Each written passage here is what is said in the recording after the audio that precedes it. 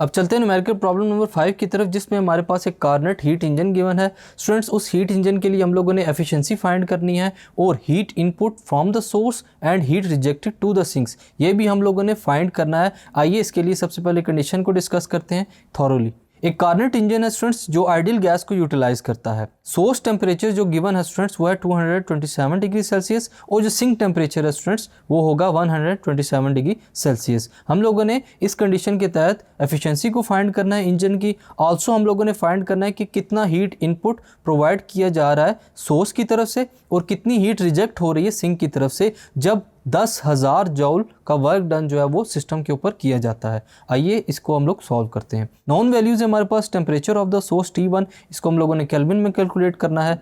Temperature of the sink हमारे पास given है, उसको भी हम लोगों ने केल्विन में चेंज करना है। टोटल वर्क डन W हमारे पास गिवन है 10,000 जूल्स। हम लोगों ने फाइंड करना है सबसे पहले efficiency of the engine eta, the input heat Q1, the rejected heat of the sink Q2। ये हम लोगों ने तमाम चीज़ें फाइंड करनी है सबसे पहले। फिर हम लोग कैलकुलेशन स्टार्ट करेंगे।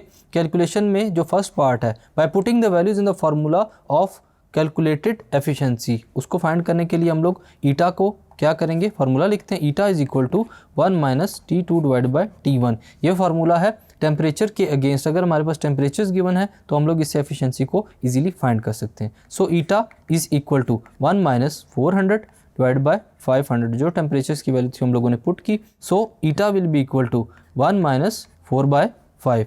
ईटा then will be equal to 1 divide by 5। ये हमारे पास क्या है, एफिशिएंसी ईटा की वैल्यू। हम लोगों ने परसेंटेज एफिशिएंसी फाइंड करनी है।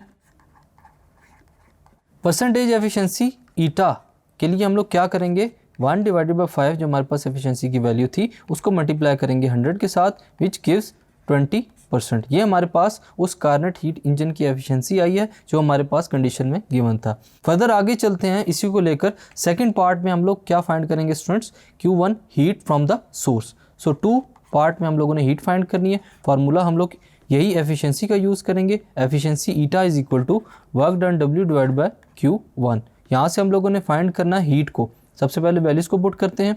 ईटा की वैल्यू 1/5, W वर्क डन की वैल्यू 10,000 डिवाइड बाय Q1 इसी तरह आ जाएगा हमारे पास। Q1 फाइंड करना है हम लोगों ने, तो हम लोग वैल्यूज़ को अरेंज करेंगे लेफ्ट और राइट हैंड साइड पर।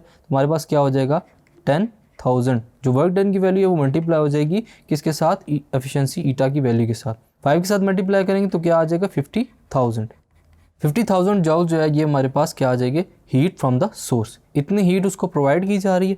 थर्ड पार्ट में हम लोग स्टूडेंट्स फाइंड करेंगे हीट फ्रॉम द सिंक। हम लोग फिर यहाँ से एफिशिएंसी का फार्मूला यूज़ करेंगे eta is equal to 1 minus Q2 divide by Q1।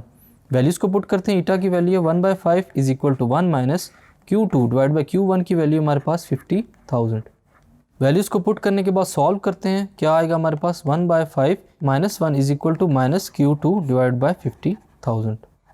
यहाँ पर हम लोगों ने वैल्यूज़ को अरेंज किया। अरेंज करने के बाद क्या आएगा, लेफ्ट हैंड साइड पर minus 4/5 which is equal to minus Q2 divide by 50,000।